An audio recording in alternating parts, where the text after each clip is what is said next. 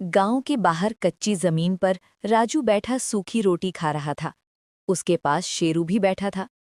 गरीबी थी लेकिन साथ था। तभी घर के दरवाजे पर राजू की माँ गुस्से में बोली, दिन भर खाते ही रहते हो, कोई काम धंधा नहीं है क्या? राजू सिर झुकाकर खड़ा रह गया। शेरू भी चुप था। शाम होते ही राजू और शेरू खामोशी से गांव की सड़क पर चल पड़े। रास्ता खाली था, दिल भारी था। अचानक एक टूटी हुई दीवार पर एक पुराना पोस्टर दिखा। पोस्टर पर लिखा था, आग के दानव को हराने वाले को 5 करोड़ रुपए इनाम। राजू की आंखों में डर भी था और उम्मीद भी। कुछ ही देर में एक पुराना अखाड़ा, चारों तरफ शोर मचाती भीड़, अंदर आग का दानव दहाड़ रहा था। राजू बाहर खड़ा कांप रहा था। शेरू लड़ने को तैयार था। लड़ाई शुरू हुई। आग के दानव ने शेरू को जमीन पर पटक दिया। धूल उड़ गई। राजू की सांस अटक गई। डर उसकी आंखों में साफ दिख रहा था।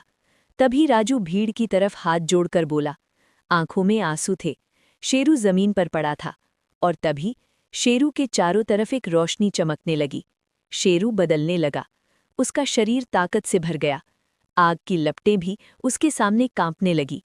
आग का दानव पीछे हटने लगा। एक जोरदार दहाड़। शेरू खड़ा था। दानव जमीन पर गिर चुका था। भीड़ खुशी से चिल्ला उठी। राजू की आंखों में गर्व और राहत थी। शाम के वक्त गांव के घर के सामने राजू खड़ा था। माँ की आंखों में आंसू थे लेकिन चेहरे पर मुस्कान। शेरू उनके साथ खड़ा था।